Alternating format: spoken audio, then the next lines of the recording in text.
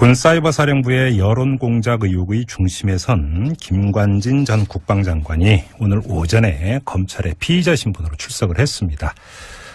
출석하기 직전에 기자들 앞에서 국군 사이버사령부는 본연의 임무 수행을 위해서 최선을 다했다, 이런 말을 남기기도 했는데요. 자, 이 김관진 전 장관 어떻게 처리되는 걸까요? 이 문제 지금부터 짚어보겠습니다. 국회 국방위원회 여당 간사를 맡고 있는 이철희 의원 연결합니다. 여보세요. 네, 안녕하십니까. 예, 안녕하세요. 들어갈 때 꼿꼿한 자세로 들어갔다, 언론이 이렇게 보도를 하던데요. 네. 나올 때 어떨까요? 의원님은 어떻게 예상을 하세요? 글쎄요, 본인이 숨길 수 있는 사안이 아니라서 네. 이미 만천하에 흔히 또 백일하에라는 표현을 씁니다만 네. 사실이 많이 드러나서 나올 때는 그런 입장을 취하기 어려울 거라고 봅니다. 근데 집으로 돌아갈까요? 어떻게 보세요? 글쎄요, 그건 제가 뭐라고 예단하기 어려운데 네.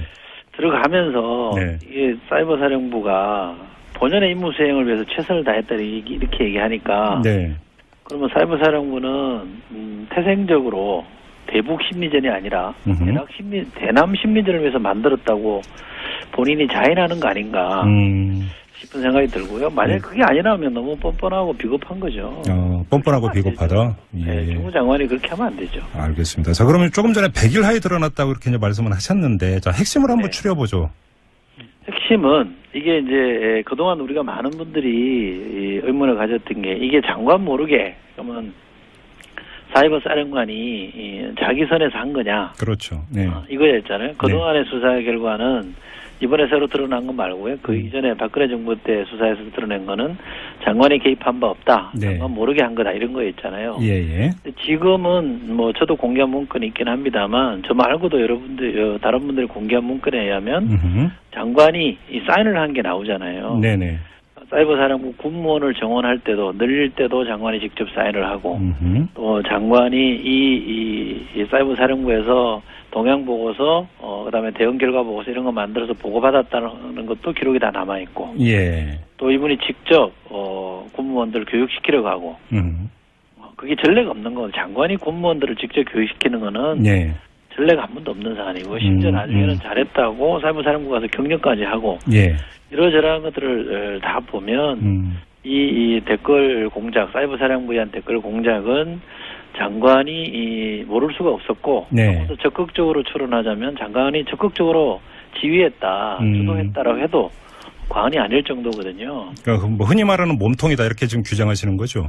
그렇죠. 거기에다가 네. 조금 더 놀라운 거는 이 댓글 공작과 관련해서 청와대가 개입했다, 청와대가 컨트롤 타워였다라는 것까지 나오고 있는 상황이라. 그렇죠. 대한민국의 헌법 질서라는 게 과연 이렇게 몇 사람이 농단해도 되는 건지 정말 이게 의아스러울 정도로 많거든요. 네. 자, 조금 전에 의원님께서 김관진 당시 장관 시절에 본인이 사인한 어떤 문건까지 나왔다라고 말씀을 하셨는데, 핵심은 그러니까 예를 들어서 군무원 증원 이런 것들은 그냥 일상적인 국방 업무였다고 주장을 할 수 있는 것 아니겠습니까? 문제는 댓글 공작에 정말로 직접적으로 관여를 했는 물증이 있느냐, 바로 이 문제 아닐까요? 네. 그러니까 댓글 공작이라는 게 사이버사령부가 댓글 공작을 하잖아요. 네네. 그러면 거기에 대해서 결과 보고서를 한단 말이에요. 예를 들면 어떤 사안에 대해서 정부가 불리한 사안이에요. 네. 그러니까 북한과 관련된 게 아니라 정부가 불리한 사안인데 찬성이 이거에 비판하는 여론이 70%, 찬성 이게 옹호하는 여론이 30%다 이러면 네. 댓글을 막 공작을 해가지고 이걸 3대 7로 역전을 시켜 놓는단 말이죠. 그럼 이건 명백한 여론 왜곡이잖아요. 그리고 이거는 정치 개입이고 선거 때 있으면 선거 개입이란 말이죠. 이 결과 보고서가 이 장관에게 매일 보고가 됐다는 거잖아요. 혹시 이렇게 주장하지 않겠습니까? 그걸 대북 심리전 차원으로 이해를 했다, 이렇게 주장하지 않을까요? 그러니까 그거를 본인이 대북 심리전이라고 했다면 네. 내용을 봤을 때는 그것이 이 선거법을 어긴 것이고 선거 개입이고 정치 개입이기 때문에 처벌은 불가피한 거죠. 내용을 자세히 들여다보면 그 누가 봐도 그건 대북 심리전이 아니다, 댓글 공작이다, 이런 말씀이신 거죠? 그럼요. 대남 심리전이죠. 알겠습니다. 그리고 멀쩡한 단체, 멀쩡한 시민, 멀쩡한 야당의 활동을 네. 마치 종북 활동이다, 친북 활동이다 이렇게 매도하는 걸로 거의 모든 보고서에 도배가 돼 있는데 네네. 그게 어떻게 대북 심리전입니까? 알겠습니다. 또 한 가지는 이제 이명박 정부 시절에 청와대의 사전 인지 내지 관여. 네. 이 의혹인데요. 일전에 저희하고 이제 바로 이 문제 때문에 이제 문건을 공개하신 다음에 인터뷰를 하신 적이 있습니다. 그때 군무원 증언 이런 것들에 대한 어떤 청와대 문건을 발견을 해서 네. 공개를 하신 적이 있는데 이게 좀 결정적인 어떤 물증이 될 수 있을까요? 어떻게 평가하세요? 그럼요. 그 당시 제가 공개한 문건은 대통령이 사이버 사령부의 군무원, 네. 그 군무원 정원은 사실은 총선 대선을 앞두고 갑자기 늘린 거거든요. 네네. 통상적인 군무원 정원 절차를 거치지 않고 갑자기 늘린 건데 네. 그것이 대통령이 직접 2번이나 지시한 사항이다라는 게 명시되어 있습니다. 예. 그러니까 이거는 청와대가 모를 수 없는 사안이고요. 또 최근에 드러난 저희가 공개한 문건에 의하면 네. 대통령이 기재부의 반대에도 불구하고 그렇죠. 네네. 기재부는 왜 절차를 안 지키냐. 그렇게 급한 거면 진작에 했어야지 왜 지금 문제 제기를 하냐 이렇게 얘기하니까 네. 대통령이 지시한 사항이니까 가야 됩니다. 이렇게 밀어붙인 거거든요. 예. 그럼 청와대 모르고 갈 수는 없는 거잖아요. 그렇죠. 자, 그러면 질문을 조금 더 구체적으로 청와대가 아니라 이명박 당시 대통령 주어를 이렇게 삼으면 어떻게 될 거예요? 거기에 대통령은 이명박 대통령이죠. 그럼 간단한 겁니다. 예를 들어서 이게 참모선에서 이게 그 보고가 됐고 거기서 알아서 한 거지 대통령까지는 몰랐다. 이렇게 주장할 가능성 배제할 수 없는 거 아니겠습니까? 저도 청와대에 뭐 잠깐 있었습니다만 네. 만약에 대통령을 속된 말로 판다면 대통령 팔아서 뭔가를 관철시키고 싶다면 이렇게 표현했을 겁니다. 예. 이건 대통령 관심사항입니다. 이렇게 표현하지 대통령 지시사항입니다라고 표현을 안 합니다. 아, 잠깐만. 지시사항이냐 관심사항이냐. 아, 이 용어 하나가 그렇게 큰 차이를. 다르죠. 오, 그렇군요. 지시사항이라는 건 직접 했다는 얘기거든요. 네네. 근데 관심사항이라는 거는 우리가 애둘러서 제가 알기는 대통령이 이걸 굉장히 관심 있어 합니다. 이렇게 얘기할 수도 있는 거니까. 예. 우리가 정부 문건은 표현 하나도 신중하게 쓰기 때문에 어허. 대통령이 2번이나 지시한 사항이다라고 했다는 거는 네. 대통령이 인지했다는 얘기입니다. 아, 그렇게 좀 보시는 거고요. 자, 그럼 관심사는 김관진 전 장관이 지금 검찰 조사를 받는 과정에서 자신을 얼마나 잘 방어하는가. 이게 또 하나의 관심사겠지만 네. 또 하나는 이명박 전 대통령에게까지 불똥이 튀는 것을 어떻게 방어할 것이냐. 이게 또 관심사가 되겠네요, 그러면. 글쎄, 그거는 뭐 어떻게 할지는 모르겠습니다만, 네. 1차적으로 추론해보자면, 네. 처음에는 본인도 모른다, 나는 그런 거 지시한 적 없다, 이렇게 버티겠죠. 네네. 그러나 물증이 나오면, 네. 뭐 전적으로 내 선에서 알아서 했다. 이렇게 아마 또 방어막을 칠 것 같은데. 본인이? 네. 저는 뭐 이게, 제가 이해하기로는, 네. 이명박 대통령까지 보고가 됐던 사안이고, 대통령도 충분히 알고 있었던 사안이라고 봅니다만, 네. 만약에 거기다 명확한 물증이 나오지 않는다 그러면 네.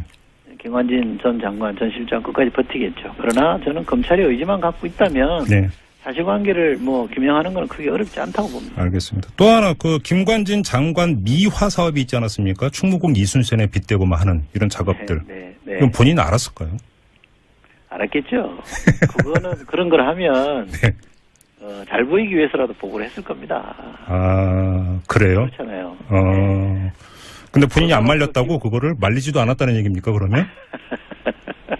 그건 사후 보고를 했겠죠. 아, 사후 보고? 네. 아, 장관님, 저희가 이렇게 했습니다. 이렇게 과거 완료형으로? 네. 아이고, 그거 엄청 아마 칭찬받았을 거예요. 김관진 전 장관의 성격이 그렇습니까? 뭐 저는 직접 뭐 알지를 못하는 사이이기 때문에 예. 어느 상사도 저도 뭐 국회의원이라도 그렇습니다만 밑에 네. 직원이 막 이렇게 칭찬하고 좋게 얘기하는 걸로 하면 네. 그거에 대해서 뭐 나무랄 사람은 거의 없거든요. 특히 군의 문화는 알겠습니다. 검찰이 그 만반의 준비를 다 하고 소환을 하긴 했겠습니다만 이 소환 시점이 좀 너무 늦은 것 아니냐 이런 일각의 지적도 있습니다. 이 점은 어떻게 보세요? 저는 뭐 신중하게 하는 게 맞다고 봅니다. 처음에는 아마 이 문제에 대해서 검찰이 제가 전해 들은 겁니다. 뭐 직접 확인한 건 아니고 예. 사건 자체가 너무 단순해서 쉬운 거 아니냐라고 생각했던 것 같은데 검찰이 예. 들어가 보면 제가 들은 전원이니까 맞는지 안 네네. 모르겠습니다. 네네. 들어가 보면 군 사이버 사령부도 있고요. 네. 또 기무사도 일부 했다는 그렇죠, 게 있고, 그렇죠. 예. 국정원 자금이 들어온 것도 있고, 청와대에 개입된 것도 있고, 사실 갈래가 여러 갈래입니다. 네네. 김관진 장관뿐만 아니라 그 이전 장관도 관여됐다는 증거들이 나오고 있기 때문에 예. 검찰이 충분히 준비해서 김관진 장관을 부른 거는 잘한 거라고 봅니다. 뭐 사실 뭐 검찰이 그 뒤져야 되는 게 한두 가지가 아니죠. 이 그 사이버 사령부의 그 돈 대부분이 국정원에서 넘어왔다라는 보도 이미 있었고요. 그렇죠. 그 돈 가지고 무슨 뭐 위장 사무실 만들고 심지어 매체까지 만들었던 거 아닙니까? 네. 포인트 뉴스라고 했었던 거예요, 그때? 맞습니다. 네. 할 게 많긴 많겠네요. 아무튼 근데 뭐 이 검찰 소환 조사 결과가 어떻게 될지 몇 시간만 기다리면 될 것 같으니까. 검찰 조사가 좀 쉽지 않았던 것 중에 하나의 또 다른 이유는 예. 그동안 이걸 문건을 많이 파기를 했어요. 왜냐하면 이게 2012년 네, 주로 이루어졌고요. 네네. 특히 이제 그때가 문제고 2013년에도 있었습니다만 그 지난 박근혜 정부 때 김관진 전 장관이 장관으로 안보실장으로 승승장구했잖아요. 예. 그리고 2014년에 일부 문제가 되고 나서는 계속 이거 문건을 아마 폐기하거나 숨기거나 없애는 데 많이 역할을 한 것 같아요. 없앤 것 같아요. 그걸 다시 복원하는 게 쉽지는 않았겠죠. 아하, 그렇군요. 검찰 이제 그 수사 과정의 어려움을 지금 말씀을 해주신 거네요. 알겠습니다. 결과 기다려보도록 하고요. 말씀 여기까지 드릴게요. 고맙습니다, 의원님. 네, 고맙습니다. 네, 지금까지 더불어민주당의 이철희 의원이었습니다. 문도 없는 사안이고 심지어 나중에는 잘했다고 사무사령부 가서 격려까지 하고 이러저러한 것들을 다 보면 이 댓글 공작, 사이버 사령부에 의한 댓글 공작은 장관이 모를 수가 없었고 조금 더 적극적으로 추론하자면 장관이 적극적으로 지휘했다, 주도했다라고 해도 과언이 아닐 정도거든요. 그러니까 뭐 흔히 말하는 몸통이다 이렇게 지금 규정하시는 거죠? 그렇죠. 거기에다가 조금 더 놀라운 거는 이 댓글 공작과 관련해서 청와대가 개입했다. 청와대가 컨트롤 타워였다라는 것까지 나오고 있는 상황이라. 그렇죠. 대한민국의 헌법 질서라는 게 과연 이렇게 몇 사람이 농단해도 되는 건지 정말 이게 의아스러울 정도로 바뀌거든요. 네. 자, 조금 사실이 많이 드러나서 나올 때는 그런 입장을 취하기 어려울 거라고 봅니다. 근데 집으로 돌아갈까요? 어떻게 보세요?